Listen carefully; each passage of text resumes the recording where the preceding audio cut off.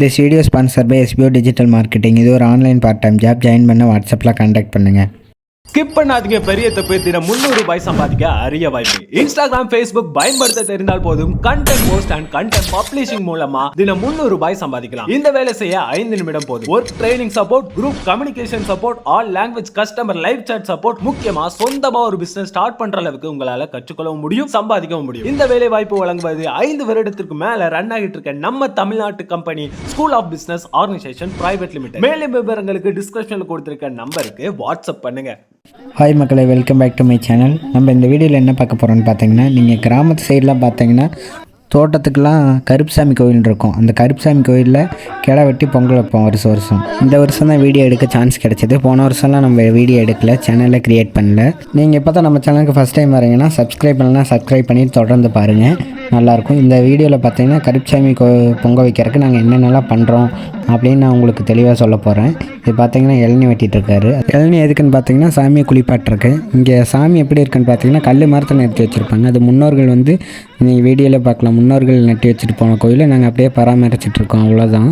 இந்த கோயில் பார்த்திங்கன்னா எங்கள் தாத்தா காலத்தில் கட்டின கோயில், எங்கள் தாத்தாவோட அப்பா காலத்தில் கட்டின கோயில். பார்த்திங்கன்னா இந்த கோயிலுக்கு வந்து ஒரு 8 ஏக்கரா தோட்டம் வந்து இருக்குது. அதாவது தோட்டத்து கருப்புசாமி, அது காவல் தெய்வமாக நாங்கள் வழிபட்டுருக்கோம். இதுக்கெல்லாம் குளிப்பாட்டி விட்டு எண்ணெயெல்லாம் தேய்ச்சி விட்டு நல்லா பொட்டுக்கிட்டலாம் வச்சுட்டு மாலை போட்டு அதுக்கு படையல் வைப்போம். இது பார்த்திங்கன்னா இது வந்து தென்னம்பூவு அப்படிம்பாங்க. வில்லேஜில் இருந்தால் உங்களுக்கு தெரிஞ்சிருக்கு. இதுதான் பார்த்துக்கங்க, தென்னம்பூவு. அதெல்லாம் வச்சு சாமி கும்பிடுவோம். இங்கெல்லாம் உங்களுக்கு பார்த்தனாலே தெரியும். அப்புறம் பூ, செம்பருத்தி பூ வச்சு சாமி கும்பிடுவோம். இந்த சாமி பேர் என்னென்னு பார்த்தீங்கன்னா வசூல் கருப்புசாமி அப்படின்னு சொல்லுவாங்க. அது சிலை மாதிரி இருக்கும், அது வேணும். அப்புறம் படையல் வைக்கிறோம் பார்த்தீங்கன்னா வெறும் பொங்கல் வச்சு அதில் சர்க்கரை எதுவுமே போடக்கூடாது. வெறும் பொங்கல், பச்சரிசி பொங்கல் வச்சு அதுக்கு படையல் வச்சு அதில் பஞ்சாமிர்தம், அப்புறம் அரிசியில் அதாவது எப்படின்னா பச்சரிசி ஊற வச்சு அதில் சர்க்கரை போட்டு அது கலக்கி அது ஒரு படையல் மாதிரி பண்ணுவோம். அப்புறம் சாம்பிராணி பூவை காட்டிட்டு இலையை போட்டு மூடி வச்சுருவோம். அப்புறம் பட்டாசு, வான வேடிக்கையெல்லாம் விட்டுட்டு அதுக்கப்புறம் பூச ஆரம்பிப்போம். வான வேடிக்கை ஒரு ஊராக இருப்பாருங்க. இவர் பேர் வந்து பார்த்திங்கன்னா கோபால். எங்கள் ஊரில் வான வேடிக்கை நல்லா விடுவார், அதனால் இவரையே வர சொல்லிட்டோம். எங்கள் ஊரில் வந்து இந்த ஒரு கருப்புசாமி தான் இருக்குதுன்னு இல்லை, நிறைய பக்கம் தோட்டத்து கருப்புசாமி இருக்குது. ஒரு 10-12 இருக்கும், இந்த மாதிரி இருக்கும். ஒவ்வொரு தோட்டத்துக்கும் ஒவ்வொரு கருப்புசாமி இருக்குது. இங்கே வந்து எங்களுக்கு வந்து ஆண்டிகாடு, இதில் வந்து 8 ஏக்கரா இருக்குது. 8 ஏக்கராக்கு வந்து ஒரு கருப்புசாமி, ஒரு கிணறு வந்து இந்த சைடில் இருக்குது தான், மோட்டர் ரூம் சைடில் இருக்கிறது தான். அவர் பாருங்கள் அழகாக விட்றாரு. நமக்கு நானும் ஒரு நாள் விட்டு பழகணும். பட்டாசு பாருங்கள், 2 பட்டாசு வெடிக்கும். அதாவது இது தனியாக விற்கும், கோயிலுக்கு வெடிக்கிறதுக்குன்னா. இங்கே பூசை பண்ண ஆரம்பிச்சிட்டாங்க. இங்கே இது வந்து கன்னிமார் 6-7 சாமி இருக்கும். கன்னிமார் சாமி, அதுக்கு ஃபஸ்ட்டு படையல் போட்டு இது வச்சுட்டு அதுக்கப்புறம் கிடா வெட்டி அந்த 3 சாமிகளுக்கு படையல் போட்டு போவோம். பொங்கல் இருக்குது, அப்புறம் அரிசி ஊற வச்ச சர்க்கரை அதுவும் இருக்குது. மாமா தான் படையல் வச்சு பூஜை பண்ணிகிட்ருக்காரு. பார்த்தீங்கன்னா நல்லா தெரியும் உங்களுக்கு வீடியோவில். அதாவது 7-8 ஏக்கரானா 7 கூட்டு, 7 பேரும் எல்லாம் கலந்துக்கிட்டு பண்ணுறது தான். அதாவது இந்த வில்லேஜில் பார்த்தீங்கன்னா இங்கே எல்லாம் ஒற்றுமையாக நாங்கள் இது பண்ணிக்கிட்டு இருப்போம். பூஜை பண்ணுறதா இருக்கட்டும், எல்லாமே ஒற்றுமையாக எல்லாம் கூட்டு தான். எல்லோரும் காசு போட்டு என்னென்ன பண்ணணும் அப்படின்னு அவங்கள பார்த்து அப்படியே நாங்கள்லாம் அப்படியே இனி அடுத்து இன்னும் கொஞ்சம் நாள் ஆச்சுன்னா நாங்கள் தான் பண்ணணும் இதெல்லாம். அதனால நாங்கள் இப்போ வந்து எல்லாம் பார்த்துக்கிட்டு இருக்கோம். அருவாள் வந்து கிடா வெட்டுறக்கு நண்பர்களே, கிடா வெட்டுறக்கு எல்லாம் பொட்டு வச்சு கருப்புக்கிட்ட வச்சு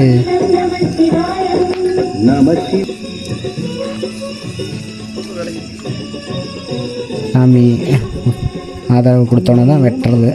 கருப்புங்கிட்ட வச்சாச்சு. அப்புறம் இது வந்து பார்த்திங்கன்னா எலுமிச்சம்பழம், அதாவது துருவலாக இருக்கும்ல, இந்த எலுமிச்சம்பழங்கிறது கிருமிநாசினி மாதிரி தான். அந்த துருவலாக இருக்கும், அது வந்து கிடா வெட்டும்போது கிடையில் இது பண்ணி அப்படிங்கிறக்காக என்னென்னு தெரில, அது வைப்பாங்க. அதாவது அருவாள் வெட்டும்போது அந்த முனையில் வந்து உங்களுக்கு எலுமிச்சம்பழம் குத்தி தான் வச்சுருப்பாங்க. அதுக்கு தான் நாட்டு தெரில, மாமா என்ன பண்ணுறதுன்னு தெரில. அப்புறம் கிடாயை கொண்டு வந்தாச்சு. இந்த கிடாயை தான் நாங்கள் வெட்ட போகிறோம். காலில் 4 பக்கமும் அந்த தீர்த்தத்தை, அப்புறம் தலையில் பூ வச்சு அப்புறம் எல்லாம் தொளிச்சுட்டு துளுக்குனா வெட்டிடுவோம். துளுக்குன்னா அந்த உடம்பு பூரா அப்படியே விறுவிறுத்து அப்படியே துளுக்கும்.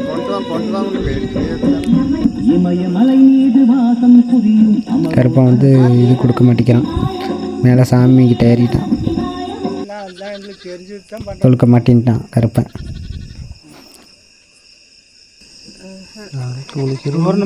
துளுக்கியாச்சு தான் வந்துருக்கல. துளுக்கிட்டா அப்புறம் வெட்டுறது தான். துளுக்கலைன்னா அப்புறம் வெட்ட முடியாது. அதை துளுக்கிற வரைக்கும் பார்த்துட்டே தான் இருக்கணும். நாங்கள் ஒரு 5 நிமிஷம் 10 நிமிஷம் பார்த்துருப்போம் மக்களே. இவ்வளோதான் கிடா வெட்டுறாப்புல கம்பம் ஒன்று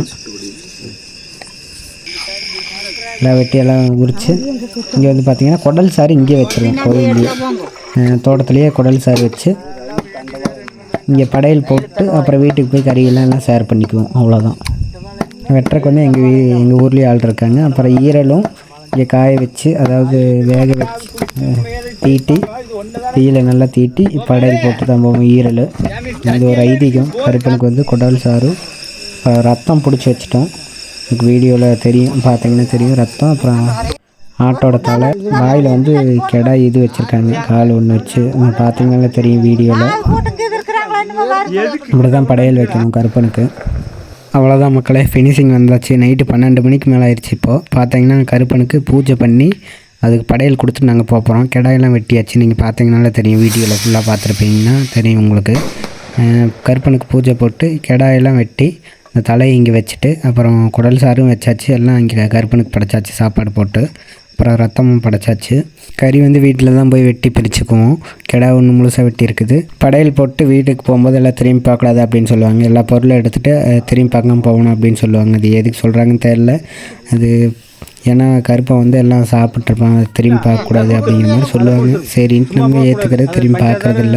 அவ்வளோதான். வீட்டுக்கு வந்தாச்சு மக்களே. எல்லாம் கறி வெட்டிகிட்ருக்கா, எல்லாம் கூறு பிரிச்சுட்ருக்கா, பார்த்தீங்கன்னாலும் தெரியும். வீட்டுக்கு வந்து சாப்பிட்டு அப்புறம் அப்படியே போயிடுவோம் எல்லாம் வீட்டுக்கு. அவங்க வீட்டுக்கு கறி வாங்கிட்டு